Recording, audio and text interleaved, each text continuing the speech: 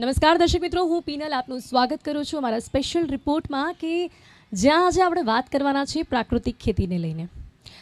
ગુજરાત સરકાર દ્વારા હાલમાં અત્યારે વિકાસ સપ્તાહની ઉજવણી કરવામાં આવી રહી છે અને તેના જ ભાગરૂપે અલગ અલગ કાર્યક્રમોનું આયોજન કરવામાં આવ્યું છે. ખાસ કરીને વિકાસ સપ્તાહની જ્યારે વાત હોય, ભારત દેશમાં જ્યારે વિકાસની વાત હોય, ગુજરાત રાજ્યમાં જ્યારે વિકાસની વાત હોય, ત્યારે ભારત દેશમાં કૃષિની વાત ચોક્કસપણે કરવી પડે, ખેડૂતોની વાત ચોક્કસપણે કરવી પડે, કારણ કે ભારત એક કૃષિ પ્રધાન દેશ છે. અને જ્યારે ગુજરાત સરકારમાં કૃષિ ક્ષેત્રને આગળ લાવવા માટે પ્રાકૃતિક ખેતીને પ્રાધાન્ય આપવામાં આવી રહ્યું હોય, ત્યારે આ પ્રાકૃતિક ખેતીને આજે આપણે પણ સમજીશું. અને જે રીતે પ્રાકૃતિક ખેતીને સમૃદ્ધ બનાવવા માટે ગુજરાત સરકાર દ્વારા જે યોજનાઓ અમલી કરવામાં આવી છે, તેના જ ભાગરૂપે આજે આપણે જોઈ શકીએ છીએ કે આપણા ગૌરવવંતા ગુજરાતમાં પ્રકૃતિની રક્ષા અને સાથે જ જન આરોગ્યની દરકાર કરતા નવા કૃષિ યુગની શરૂઆત થઈ છે. તો આજે આ નવા કૃષિ યુગમાં પ્રાકૃતિક ખેતીનું મહત્વ શું છે અને સમજવા માટે પ્રાકૃતિક ખેતીની સાથે જ જોડાયેલા ઘણા નિષ્ણાતો આપણી સાથે છે, જેમની સાથે આજે આપણે વાત કરીશું. મારી સાથે જોડાયા છે શાંતિલાલ પટેલજી, જેઓ એક્સ આત્મા પ્રોજેક્ટના ચેરમેન છે ગુજરાત સ્ટેટના. ગોપાલભાઈ સુતરિયા છે આપણી સાથે, જેઓ છે જીસીસીઆઈ એગ્રીકલ્ચર વિંગના ચેરમેન. એમની સાથે છે અભય રાવલજી, જેઓ પ્રાકૃતિક ખેતીના તજજ્ઞ છે. આપ સૌનું સ્વાગત છે. Welcome to Gujarat news. નમસ્તે. શાંતિલાલજી, સૌથી પહેલાં જ્યારે વાત આજે પ્રાકૃતિક ખેતીની હોય તો હું કહીશ કે પ્રાકૃતિક ખેતી એટલે પ્રકૃતિ સાથે સીધું જોડાણ.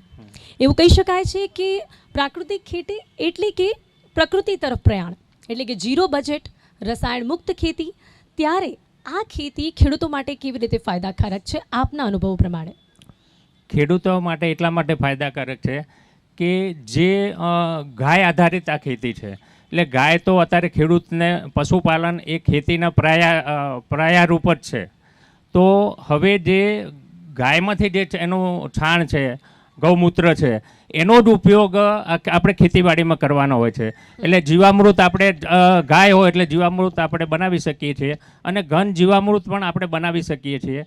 હવે હું આપને વાત કરું તો જીવામૃત બનાવવાની, તો 180 લીટર પાણીના ડ્રમની અંદર આપણે 10 લીટર ગાયનું છાણ, એ દેશી ગાયનું, પછી 10 લીટર એનું ગૌમૂત્ર, પછી 1.5 કિલો ચણાનો લોટ અને એક અવાવરું જમીન જે હોય, માની લો કે વડ હોય કે એના નીચેની જમીનનું આપણે લગભગ 500-700 ગ્રામ એ અંદર આપણે નાખી અને એને ક્લોકવાઇઝ આપણે દિવસમાં 2 વખત આપણે એને હલાવવું પડે છે. એટલે દિવસમાં 2 વખત આપણે એને પ્રયત્ન કરવા પડે. પછી અઠવાડિયું કે 10 દિવસ પછી, અને આ બધો પ્રયોગ કરવાનો છે એ છાયામાં કરવાનો છે. અને 10 દિવસ, અઠવાડિયાથી 10 દિવસમાં એ જીવામૃત તૈયાર થઈ જાય છે.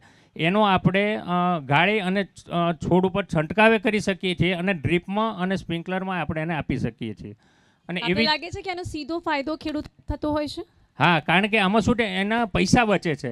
ત્યારે બીજામાં તો કેમિકલવાળું હોય કે એમાં આપણને પૈસા ખર્ચવા પડતા હોય છે, અને આ તો આપણા ખેડૂતનું જ પ્રોડક્શન થાય છે, એટલે આપણા સીધા જ પૈસા બચે છે. જી બિલકુલ. એટલા જ માટે સરકાર દ્વારા પણ પ્રાકૃતિક ખેતીને પ્રાધાન્ય આપવામાં આવી રહ્યું છે. ગોપાલભાઈ, હવે વાત ગાય આધારિત ખેતીની કરીએ, કારણ કે પ્રાકૃતિક ખેતીની વાત હોય ત્યારે ચોક્કસપણે તેની વાત પણ કરવી પડે. તો ગાય આધારિત ખેતી અને અન્ય જે પદ્ધતિઓ છે તેમાં શું તફાવત આપ જોઈ રહ્યા છો?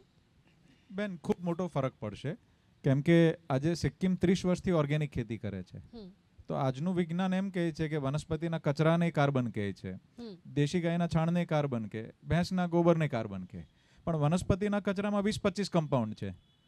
દેશી ગાયનો અમે ગોબરનો એનાલિસિસ કરાવ્યો, 1200 કમ્પાઉન્ડ છે. એના મૂત્રમાં 5100 કમ્પાઉન્ડ છે.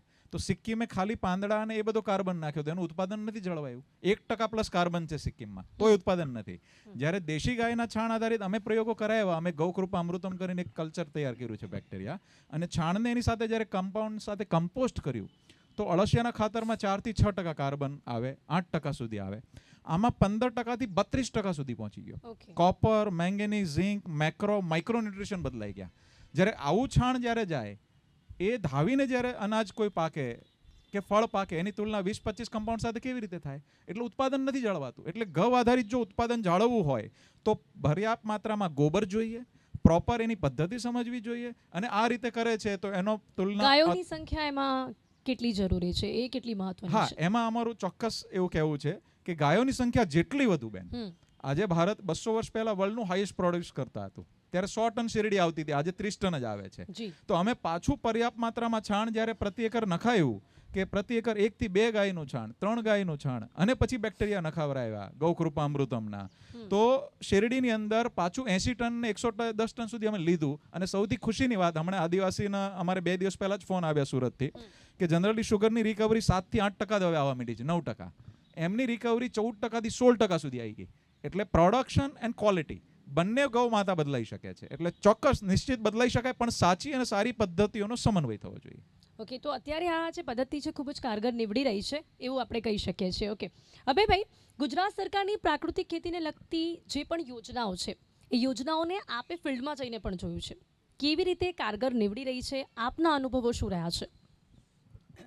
જ્યાં સુધી ગુજરાત સરકારની યોજનાઓને સંબંધ છે તો શરૂઆતના ગાળામાં એટલે લગભગ 2019, 20, 21ના ગાળામાં સૌપ્રથમ મારી જાણકારી મુજબ જે શરૂઆત કરી કે જે ખેડૂત પ્રાકૃતિક ખેતી અપનાવે, સંપૂર્ણપણે પ્રાકૃતિક ખેતી અપનાવે, તો એને ગાય આધારિત બનાવવા માટે ગાયને પોષણ માટે 900 રૂપિયા ખેડૂતને આપવામાં આવે. આ એક પ્રોત્સાહક યોજના હતી. આજે પણ એના અમુક અંશ પ્રમાણમાં ચાલે તો છે જ, પરંતુ યોજનાની આપણે જો વાત કરીએ તો આ ઉપરાંત ગુજરાત સરકારે જે ખાસ કરીને આપણા આદરણીય રાજ્યપાલશ્રીના નેતૃત્વ હેઠળ, એમના માર્ગદર્શન હેઠળ જે કંઈ પ્રયાસો કર્યા, એ પ્રયાસોમાં સૌથી મહત્ત્વની વાત બહેન એ છે કે ગુજરાતનો કોઈ જિલ્લો એવો બાકી નહીં રહ્યો હોય કે જ્યાં તાલુકાને કે જે તે ગ્રામીણ વિસ્તારને એકમ બનાવીને ખેડૂતોને પ્રાકૃતિક ખેતી વૈજ્ઞાનિક પદ્ધતિથી કેવી રીતે કરવામાં આવે તેનું પ્રત્યક્ષ, પરોક્ષ અને સૈદ્ધાંતિક માર્ગદર્શન આપવામાં આવ્યું.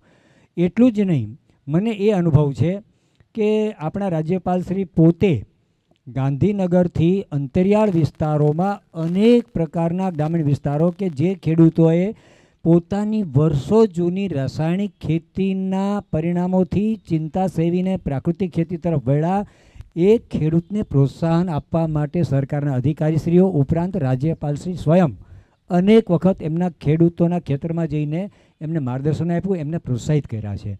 એટલે હું એવું માનું છું કે સરકારની યોજના છે એ મદદરૂપ થાય એના કરતાં નૈતિક બળ, સમર્થન જે આપવામાં આવે એનું જે પરિણામ મળે છે ખેડૂતને, કારણ કે ખેડૂતને ખ્યાલ આવે છે કે હું જે રસ્તા ઉપર જઈ રહ્યો છું ત્યાં નેતૃત્વનું મને નૈતિક અને વહીવટી દ્રષ્ટિએ સમર્થન છે. અને આ પ્રકારના સમર્થનને કારણે ગુજરાત સરકારે તો એક આપને જે લાગે છે અભિયાન કે ગામના છેવાડાના ખેડૂત સુધી આ તમામ જે યોજનાઓ છે તેનું જે જી. અમલીકરણ છે, તેની પદ્ધતિ છે, તે પહોંચી છે? બિલકુલ. પરંતુ આ અંતરિયાળ વિસ્તારની આપણે જ્યારે વાત કરીએ છીએ ત્યારે સૌથી પહેલાં મારી દ્રષ્ટિએ મારો અનુભવ એમ કહે છે કે સરકાર તો પ્રયાસો કરે છે, પણ લોકોને એમ લાગ્યું છે કે અત્યાર સુધી કૃષિ વિષયક જે કંઈ પ્રશ્નો છે એનું સમાધાન આ પ્રાકૃતિક કૃષિમાં છે. એટલે સરકાર જે કંઈ વાત કરે છે, માત્ર યોજના નહીં પણ સરકારે જે કંઈ વાત કરી એને પોતાના ફિલ્ડ ઉપર, પોતાના ખેતર ઉપર એને પ્રત્યક્ષ પરિણામ મળ્યું છે. એ પરિણામને કારણે પરિમાણ બદલાયું છે. જી બિલકુલ. હવે પરિણામ તો બદલાયું છે, એની સાથે શાંતિલાલજી આપણે વાત કરીએ કે જે રસાયણ મુક્ત ખેતીની આપણે વાત કરી રહ્યા છે, પણ આપણે એ પણ જોઈએ છે કે એના કારણે ખેડૂતોને ઘણા પ્રશ્નો પણ આમાં થતા હોય છે.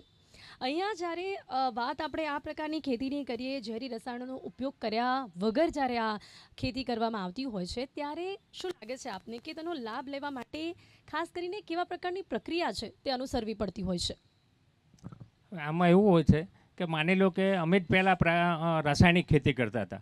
હવે એનામાંથી એક વખત બદલાવવું હોય તો એમાં આપણને થોડી મુશ્કેલીઓ તો આવવાની જ છે. અને એ મુશ્કેલીઓમાંથી પસાર થઈ અને જ્યારે આપણને અનુભવ એવો થાય કે આપણે પ્રાકૃતિક ખેતીથી આપણને જ બચત છે અને આપણે આપણું પોતાનું જ પ્રોડક્શન વાપરી શકીએ છીએ, અને એટલે માન લો કે બજારમાંથી જે લાવેલું છે એમાં તો કેટલા પર્સન્ટેજ શું છે આપણને કંઈ ખબર નથી, પણ આપણે આપણા ઘરે જ જે વસ્તુ બનાવીએ છીએ તો આપણને તો ખબર છે કે ભાઈ આમાં આપણે આટલી વસ્તુ ઉમેરીએ છીએ અને આનો આટલો લાભ થવાનો છે. એટલે હું તો દરેક ખેડૂતને એવી ભલામણ કરું કે પ્રાકૃતિક ખેતીમાં જવું જોઈએ. અને પ્રાકૃતિક ખેતીના લીધે જ જે અત્યારને આપણને એમ હતું કે પહેલાં શરૂઆતના પ્રમાણમાં થોડુંક પ્રોડક્શન ઓછું આવે છે, પણ હવે તો આ ઘન જીવામૃત પછી બ્રહ્મ સ્ત્રોત, અગ્નિ સ્ત્રોત, આ બધા જે છે એના કારણે આપણે દવાઓનો ઉપયોગ ઓછો કરી અને ગાય આધારિત ખેતી ઉપર જઈશું તો એ ખેડૂતોને લાભ કરતા છે. આ પ્રકારની ખેતીમાં પાકની ગુણવત્તા કેવી રહેતી હોય છે? ના, એ રાસાયણિક કરતાં આમાં વધારે હોય છે, કારણ કે રાસાયણિકમાં અત્યાર સુધીનું આપણે એવું જોઈએ છીએ કે એની સાઈડ ઇફેક્ટમાં કેન્સરના કે બીજા બધા રોગોનો એના પાર્ટિકલ હોય છે. ત્યારે ગાય આધારિત ખેતીમાં આવું લગભગ હોતું નથી જ, કારણ કે એ ગાય જે ખાય છે અને એના જે ભાગરૂપે આપણે વાપરીએ છીએ ખેતીવાડીમાં, એટલે એનામાં કોઈ નુકસાન કરતા નથી આપણી હેલ્થ માટે. જી બિલકુલ, અને એટલા જ માટે હવે સરકાર દ્વારા તેને પ્રાધાન્ય આપવામાં આવી રહ્યું છે. ગોપાલભાઈ, પરંતુ આજના સમયમાં આપણે એ પણ જોઈ રહ્યા છે કે થોડું માનવું પડે, કારણ કે આપણે જાગૃતતા લાવવાનો પ્રયાસ પણ એટલા માટે કરી રહ્યા છે કારણ કે પ્રાકૃતિક ખેતીની જે પદ્ધતિ છે તે વિસરાઈ ગઈ છે. શું કારણ આપને લાગે છે? એની સાથે સાથે ક્યાંક પ્રાકૃતિક ખેતીની પદ્ધતિથી આપણે જે ખેતી કરીએ છીએ તેમાં ખરેખર કયા પડકારો આવતા હોય છે ખેડૂતો માટે? જી બેન, પડકારો ખેડૂતો માટે સૌથી મોટા છે ને પ્રોડક્શનના હોય છે. કે પ્રોડક્શન નહીં જળવાય તો જમીનો નાની થઈ ગઈ, અને નાની જમીનની અંદર ખેડૂતને પ્રયોગ કરવાની સ્થિતિ ઓછી હોય. એટલે બિલકુલ એમની સાથે હું સહમત છું. એમને અમારે ઘણી બધી ચર્ચાઓ થતી હોય છે હંમેશા. તો જે પહેલી વાત તો હું એમની એક પૂરક કહું કે ફરક શું હોય છે. તો હળદરની અંદર curcumin main anti cancerous compound હોય છે, જે 1.5 થી લઈને 3% સુધી હોય છે. જ્યારે આપણે ગોબર અને બેક્ટેરિયા નાખ્યા ગૌકૃપામૃતમ તો એ 5.5+ જતો રહ્યો. ક્વોલિટી અને ક્વોન્ટિટી બંને બદલાઈ શકે એવી પદ્ધતિ હોય ત્યારે વાંધો ના આવે ખેડૂતને. એટલે અમે બેન હંમેશા ખેડૂતોને શીખવાડતા પહેલા કહેતા હોય છે કે તમારી પાસે 10 એકર જમીન છે, 1.5 એકરમાં પ્રયોગ કરો, પણ જે કરો એક્ઝેક્ટ કરો. અધકચરું કરવાથી બાળ મૃત્યુ થાય સારી વસ્તુનું. એટલે અમે ખેડૂતને પણ ક્યારે એ કરવું પડતું હોય, કારણ કે એમને નુકસાન થતું હોય અને ક્યાંક એ પદ્ધતિ તરફ એ લોકો કેમ વળ્યા હોય, કારણ કે એનાથી એમને ફાયદો થયો હોય. જો હું મુખ્યમંત્રીજીને ખૂબ ધન્યવાદ કહીશ કે વિકાસ સપ્તાહને જે રીતે ઉજવ્યું છે અને જે રીતે અમને સહયોગ આપ્યો છે, અને એ સહયોગથી અમે એક એવું કલ્ચર તૈયાર પદ્ધતિ કરી છે બેન કે ખેડૂતોને 3 વર્ષ કે 2 વર્ષ પ્રોડક્શનની રાહ નથી જોવી પડતી. પહેલું સિઝન પહેલા જ પાકથી એમને કેમિકલ જેટલું એનાથી દોઢું અને ડબલ ઉત્પાદન આપતી પદ્ધતિ આપણે શોધેલી છે, અને એ ખેડૂતોને આપણે નિઃશુલ્ક ટ્રેનિંગ આપીએ છીએ. અને દર વર્ષે 300 ખેડૂતોને આપણે દત્તક લઈએ છીએ કે નુકસાન જાય તો અમારું નફો એમનો, એટલે ચિંતા ઓછી રહે. તો હું આપના માધ્યમથી ખેડૂતોને કહીશ કે આવો, સમજો અને નાનો પ્રયોગ કરો. કેટલા જાગૃત છે ખેડૂતો આ બધી જ બાબતોને લઈને, આ પ્રકારની યોજનાઓને લઈને? શું લાગે છે આપને? ખેડૂત જો જાગૃત ખૂબ છે, પણ ખેડૂતને પણ પોતાના ઘણા બધા સમસ્યાઓ હોય છે. એટલે ધીરે ધીરે કરતા ખેડૂત વળી રહ્યા છે. અને અમારી તો વિનંતી જ છે આપના માધ્યમથી કે ખેડૂત મિત્રો આવો, સમજો અને એક્ઝેક્ટ પહેલા નાનો પ્રયોગ કરો, અને તમને પરિણામ મળે તો ખૂબ સારા આગળ મળશે. કારણ કે અહીંથી જ 60 કિલોમીટર દૂર અમારી પદ્ધતિથી લગભગ 4 લાખ રૂપિયા પર એકર સુધી પણ અમુક ખેડૂતો કમાયા છે. એટલે તમને જો સારો નફો થશે એ જ 2 એકરમાં. ગોપાલભાઈ, ખેડૂતો છે ને 2 ભાગોમાં વહેંચાયેલા છે. જી, એક ખેડૂત જેમની આપ વાત કરી રહ્યા છો કે જેમણે આટલી કમાણી કરી છે, કે એવા પણ ખેડૂતો છે કે જે હજી પણ ક્યાંક ને ક્યાંક વળતરની રાહ જોતા જોવા મળે છે. બેન એની માટે હું તમને એટલું જ કહીશ કે ચોક્કસ ખેડૂત મિત્રો તમે આવો, સમજો અને નવો અભિગમ અપનાવવો પડશે. જૂનું અને નવું બંનેનું માખણ લેવું પડશે, બંનેનો સમન્વય કરવો પડશે. જ્યારે બધી જ જગ્યાએ મેનેજમેન્ટ જોઈએ તો ખેતીમાં પણ જોઈએ. ખાલી જૂની વસ્તુ પણ નહીં ચાલે, ખાલી નવી પણ નહીં ચાલે. જ્યારે પ્રોપર પ્રોટોકોલથી કરશો ખેડૂત મિત્રો, તો ઘણા યુવાનો એવા જોડાય જે મબલખ મુનાફો પ્રોફિટ કરી રહ્યા છે. તો આપણે એમને જોઈને પ્રોપર પદ્ધતિસર, કારણ કે સરકાર ખૂબ સહયોગ કરે છે, ડ્રીપમાં કરે છે, પ્લાન્ટેશનમાં કરે છે, તો એનો લાભ લઈને પ્રોપર ગુણવત્તાયુક્ત ખેતી કેવી રીતે કરવી, જો એ રીતે સાથે આગળ વધશે ખેડૂત મિત્રો તો ક્યારેય વાંધો નહીં આવશે. ને પહેલા નાનો પ્રયોગ કરો ને, અનુભવ કરો, સારું લાગે પછી મોટું કરો. તો ક્યાં અટકતા હશે ખેડૂતો? કદાચ આપણને અભયભાઈ કહી શકશે, કારણ કે અભયભાઈએ ફિલ્ડ પર ખેડૂતોની સાથે વાતચીત કરી છે. હવે પ્રાકૃતિક ખેતી તરફ આગળ વધવાની જ્યારે વાત છે ત્યારે જો ખેડૂતો ક્યાંક અટકે તો એના કારણો શું લાગે છે આપને? જે ગોપાલભાઈએ જે વાત કરી એ જ અનુભવ મારો છે કે રાસાયણિક ખેતી વર્ષોથી કરવા ટેવાયેલા હોય એટલે હવે ખેડૂત એ વાત તો સ્વીકારે છે કે જમીનની જે ઉત્પાદકતા છે એ ધીમે ધીમે ઘટી રહી છે. તો એ ઘટી રહી છે એ જ જમીનની ઉત્પાદકતા વધારવા માટે પ્રાકૃતિક ખેતીની જે વાત થાય છે, પણ આપણે ત્યાં બેન વાત એવી છે કે કંઈ પણ નવી વસ્તુ આવે ને એટલે એક વર્ગ એવો હોય કે જલ્દી અપનાવવાની તત્પરતા દાખવે, એક વર્ગ મૂંઝવણ અનુભવે, અને ત્રીજો વર્ગ એવો હોય છે ના આ મને અનુકૂળ નહીં પડે એમ માનીને પહેલેથી નિરાશ થઈને એ વસ્તુ અપનાવતા શીખે. એટલે પ્રાકૃતિક ખેતી અપનાવવાની બાબતમાં જો અત્યારે જો સમસ્યા દેખાતી હોય તો મોટાભાગે અત્યાર સુધી એવું કહેવાતું આવ્યું છે કે ઓર્ગેનિક ફાર્મિંગ, જેને આપણે પ્રાકૃતિક ખેતી કહીએ છીએ, પહેલાં તો ગેરસમજ એ છે કે ઓર્ગેનિક ફાર્મિંગ અને આપણે ત્યાં જે પ્રાકૃતિક ખેતી જે ચાલે છે બે ટેકનિકલી જુદા છે. એટલે લોકો એવું માને છે કે ઓર્ગેનિક ફાર્મિંગને કારણે પ્રોડક્શન જે મળવું જોઈએ મળતું નથી. પણ એક કયું ઓર્ગેનિક ફાર્મિંગ, જે સાહેબે હમણાં સિક્કિમની વાત ગોપાલભાઈએ જે કરી એ પ્રકારે, એટલે એનો ભોગ અત્યારે પ્રાકૃતિક ખેતીનો અનનેસેસરીલી બની રહ્યું છે. એ લોકોને એમ લાગે છે કે પ્રાકૃતિક ખેતી અપનાવીએ તો આપણને ઉત્પાદન તો મળશે નહીં. હવે ઉત્પાદન એનાથી મળશે કે નહીં એ જાણવા માટે એને બીજા ખેડૂતે જે પ્રયોગ કર્યો એની રાહ જોવી પડે. એ રાહ જોઈ એમાં વળી પાછું જો કર્ણોપકરણ એવી વાત આવે કે ના ના આ તો બધી વાત ખોટી છે, તમે તમારી પદ્ધતિ છે ચાલુ રાખો, આટલો ફેરફાર કરશો તો મળશે. એટલે ટૂંકમાં ખેડૂત અત્યારે આ જે કન્ફ્યુઝન છે, જે ગૂંચવણ છે, એના વિષચક્રમાં ફસાયો છે.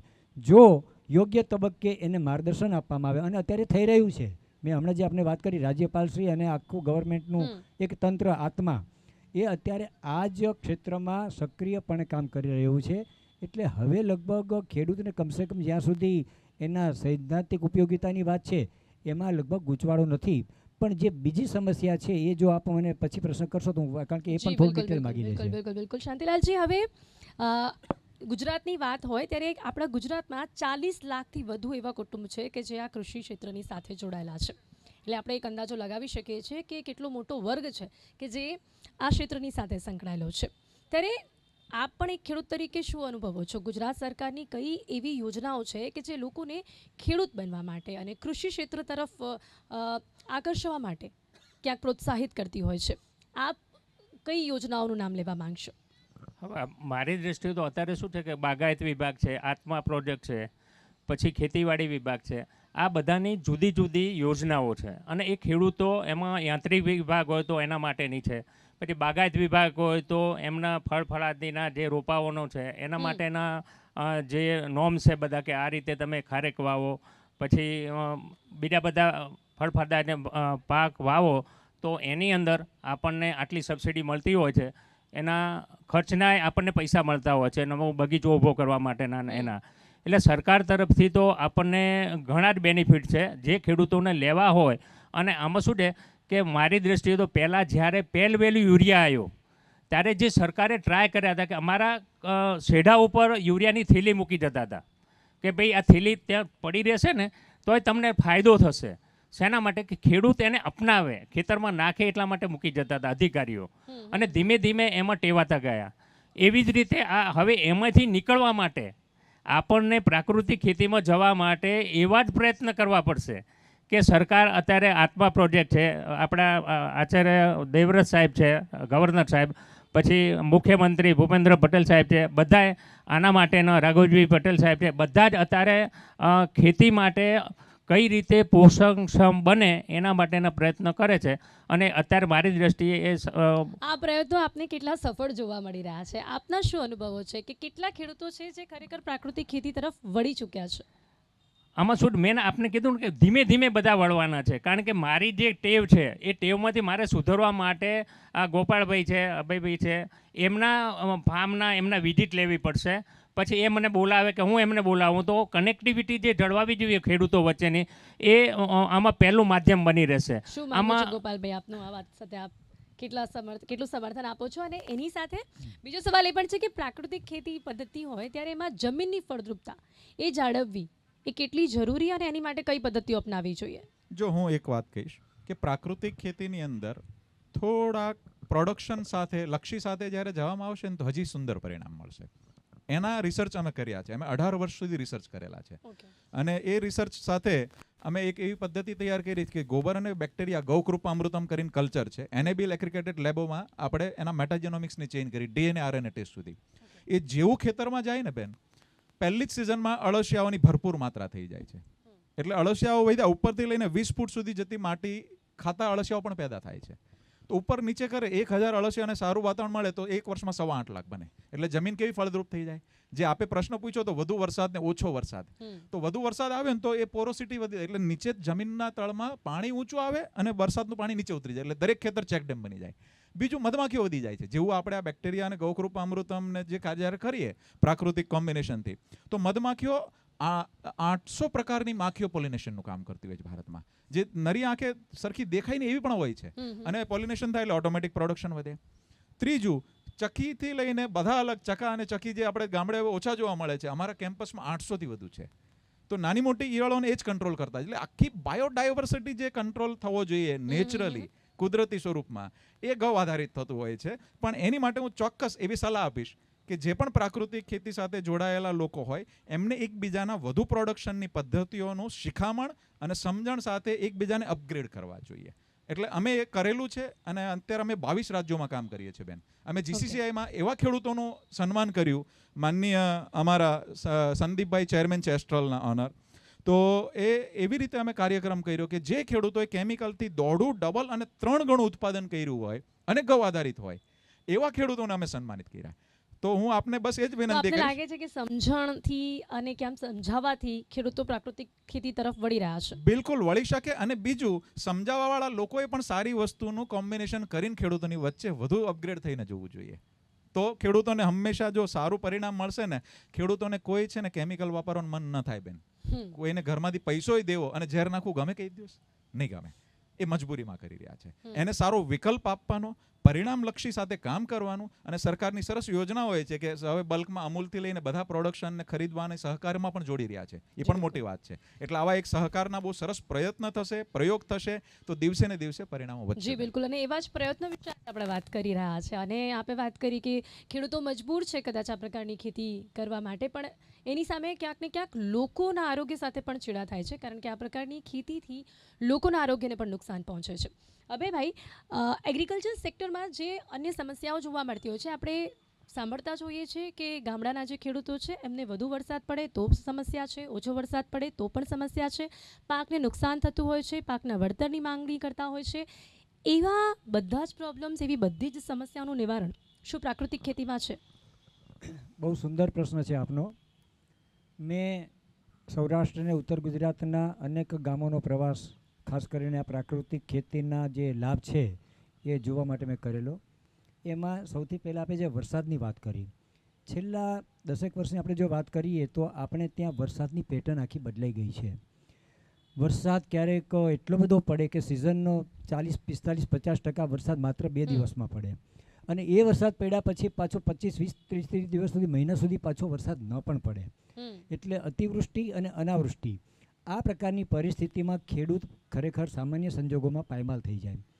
પણ જેણે પ્રાકૃતિક ખેતી અપનાવી છે, મેં આ પ્રત્યક્ષ જોયેલું ઉદાહરણ છે, પરિણામ છે કે માનો કે હમણાં જે ગોપાલભાઈએ વાત કરી કે પ્રાકૃતિક ખેતીનું જે સરસ મજાનું પહેલું પરિણામ જે આવે છે કે જીવામૃત કે આપણું ગૌકૃપા અમૃતમ હોય, એને કારણે જે સુષુપ્તાવસ્થામાં લાખોની સંખ્યામાં જે અળસિયાઓ જમીનના પેટાળમાં હોય છે એ જીવંત થાય છે.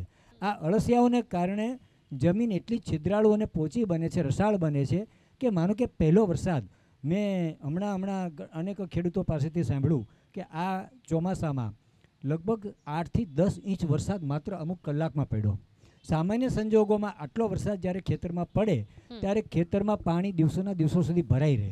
એને કારણે કપાસ હોય કે મગફળી હોય કે એરંડા હોય, એ પાક ધીમે ધીમે કોવાય, કારણ કે વધારે પડતું પાણી પણ આ નુકસાનકારક સમસ્યા છે. તો પ્રાકૃતિક ખેતીમાં પણ થવાની છે. હું એની જ વાત કરું છું બેન. એ જે વરસાદ પડ્યો એ પાણી કલાકોમાં અંદર ઉતરી જાય છે, કારણ કે જમીન છિદ્રાળુ બની ગઈ છે. ઓકે. જ્યારે બાજુનું ખેતર છે કે જેણે પ્રાકૃતિક ખેતી નથી અપનાવી, એનો પાક કોવાવા માંડે છે. જ્યારે પહેલાંનું પાણી અંદર ઉતરવું, એને કારણે બીજો લાભ શું થશે? માનો કે 20-25 દિવસ પછી જો વરસાદ નથી આવ્યો તો પાછું પાકને સિંચાઈની જરૂરિયાત પડશે. એ વખતે તો પાક બચી ગયો, પણ જ્યારે એને સિંચાઈની જરૂરિયાત પડે ત્યારે જે ભૂગર્ભમાં પાણી જે ઉતરવું છે એ આસપાસના કૂવા કે બોરને રિચાર્જ કરે છે. ત્યારે એ પેટાળમાં સચવાયેલું સંગ્રહાયેલું પાણી, એ જે ગોપાલભાઈ વાત કરી, ચેકડેમ ગણો કે ખેત તલાવડી ગણો, એનું કામ કરે છે, અને એ ખેંચાયેલા વરસાદમાં એ પાણી એને કામ આવે છે. એટલે સિંચાઈને કારણે એ પાક બચી જાય છે. એમને જે વાત કરી ને, બિલકુલ હું પૂરક કહું સાથે કે ઓછું પાણી પણ પડ્યું ને, જ્યારે ગોબર પર્યાપ્ત માત્રામાં ગયું ને ત્યારે એ ભેજને સાચવી રાખે છે. વધુ પડ્યું તો નીચે ઉતારી દીધું, ઓછું પડ્યું તો ડ્રીપની જેમ સ્લો રિલીઝ કરશે. એટલે મેં વાત વચ્ચેથી માફ કરજો, આપને પૂરક કરી. પણ ઓછો વરસાદ કે વધુ વરસાદ, બંને પરિસ્થિતિમાં એકબીજાને સહયોગ આપનારી ગૌ માતાની ખેતી છે. આ ખેડૂત તરીકે શાંતિલાલજીના પણ આમાં અનુભવો હશે ચોક્કસપણે, કે જ્યારે અતિવૃષ્ટિ અને અનાવૃષ્ટિ બંનેનો સામનો ખેડૂતોને કરવો પડતો હોય છે. આમાં શું છે કે જેમ ગાય આધારિત ખેતી કરીએ એવી જ રીતે જેમ અત્યારે ટેકનોલોજીમાં નવા યંત્રીકરણના યંત્રો આવેલા છે, બરાબર છે. એમાં એક સીઝર કરીને આવ્યું છે. હવે સીઝરથી તમે જો ખેતી કરો તો એ લગભગ 1.5 ફૂટની ઊંડાઈ એ ખેતી કરતું હોય છે. એટલે આપણું જે વરસાદનું પાણી છે એ ખેતરનું પાણી ખેતરમાં જ રહી જાય છે. અને સાહેબે જેમ કીધું ગોપાલભાઈએ કે એ જ્યારે પાણી વધુ પડે ત્યારે અંદર ઉતારી દે છે, અને જ્યારે વરસાદની શોર્ટેજ થાય, પાણીની જરૂર હોય ત્યારે જે પેલું ભેજ છે, ભેજના લીધે આપણો જે પાક છે એ ટકી રહે છે. અને આ મારી દ્રષ્ટિએ તો આ વધારે અનુકૂળ છે. જી હવે ગોપાલભાઈ, પ્રાકૃતિક ખેતીની વાત છે એટલે રસાયણ મુક્ત ખેતીની વાત છે આપણે તો પાકમાં આવતા જે જીવાત હોય, જે રોગ હોય એ સામાન્ય છે, તો એને નિયંત્રિત કરવા માટે કેવા પ્રકારની પદ્ધતિઓ અપનાવવી જોઈએ જે ખેડૂતો પ્રાકૃતિક ખેતી તરફ વળી રહ્યા છે? એમાં જો પહેલા તો છે ને, મનુષ્ય હોય, ગૌ માતા હોય કે વનસ્પતિ હોય, ત્રણેયને બેલેન્સ ભોજન જોઈએ. બેલેન્સ ભોજન ગયું તો ઇમ્યુનિટી અલગ લેવલની આવશે. એટલે પ્લાન્ટ પોતે એવી રીતે સક્ષમ હોય કે ઘણું બધું બચી શકે. પહેલી વાત ત્યાં જોઈએ. એટલે પર્યાપ્ત માત્રામાં ગોબર અને અવેલેબલ ફોર્મમાં. કાચું છાણ નાખીએ ત્યારે તકલીફ થાય ફાયદાની જગ્યાએ. એટલે પ્રોપર કમ્પોસ્ટ થવું જોઈએ. બીજી વાત કે પ્લાન્ટનું પ્રોટેક્શન, તો અમે એક એવા બેક્ટેરિયા ગૌકૃપા અમૃતમ બનાવ્યા છે જેની અંદર 14 જીવાણુ એવા છે જેનો સ્પ્રે કરીએ આપણે પાક ઉપર, એટલે પોતાના શરીરમાંથી એવા એન્ઝાઇમ્સ છોડે છે કે નહીં કામના કીટક ફંગસ દૂર ભાગે છે. એટલે 30,000 રૂપિયા લીટર દવાથી કામ નથી થતું, એ 30 પૈસામાં ખેડૂતના ઘરમાં બને છે બેન. એટલે આવા સરસ મજાના વિકલ્પો અમે કેટલાય વર્ષો રિસર્ચ કરીને બનાવેલા છે અને અમે ફ્રી આપીએ છીએ, અને એ ખેડૂતના ઘરમાં જ બનવાના છે. એટલે 1-2 પાક નહીં બેન, ફંગસ હોય તો ફંગસ કંટ્રોલ થાય છે. પપૈયામાં વાયરસ કાઢવો ખૂબ અઘરો હોય છે, તો એ પણ સરસ રીતે કંટ્રોલ થઈ જાય છે. એવી જ રીતે મિલીબગ કંટ્રોલ થાય છે, થ્રિપ્સ કંટ્રોલ થાય છે. એટલે અઘરામાં અઘરા પાકોમાં અમે કામ કરી ચૂક્યા. દાડમમાં તો પર એકર લગભગ 1.5 લાખનો પેસ્ટિસાઇડ્સનો ખર્ચો થાય. 21 પ્રકારના પેસ્ટિસાઇડ્સ છાંટે છે, જે દુનિયાનું સારામાં સારું ફળ છે. એ પણ આપણી પદ્ધતિથી ફોલો થઈ ગયું છે. ભીંડામાં, આદિવાસી ક્ષેત્રમાં જ્યાં ભીંડો ઉગાડે છે ત્યાં 80,000 રૂપિયાનો કેમિકલનો ખર્ચો હોય છે. એ વિધાઉટ કેમિકલ એનાથી ડબલ ઉત્પાદન અમે ત્યાં લાવીને બતાવીએ છીએ. તો આવા સરસ મજાના વિકલ્પો પણ હું આપના માધ્યમથી કહીશ, જીટીપીએલના માધ્યમથી, કે ખેડૂત મિત્રો ગુજરાતના આવો, સમજો, અને અમારે બંસીગીર ગૌશાળા અમદાવાદ નજીક છે. આવીને પ્રોપર પ્રશિક્ષણ લઈને નાનો ટ્રાયલ કરો, અને અનુભવ લાગે એટલે હકીકતમાં એ રસાયણ કોઈના પેટમાં નહીં જાય, ખેડૂતો ખુશ રહેશે. અને સૌથી ઇમ્પોર્ટન્ટ કે આ પદ્ધતિથી એવા મિત્ર જીવો જ 99% હોય છે પ્રકૃતિમાં. એ એટલી રીતે પ્રભાવી રીતે કામ કરે ને કે શત્રુ જીવાણુને એ જ કંટ્રોલ કરી લે છે. એટલે પેથોજન સપ્રેસ ફોર્મમાં જવા જરૂરી છે. તો જ્યારે બેક્ટેરિયા આપણે રિલીઝ કરીએ છીએ પાણી સાથે, એટલે જમીનની નીચે નહીં દેખાતી ફંગસ છે ને, એ બેન ખૂબ હાનિ કરે, ઉપરની જેમ જ.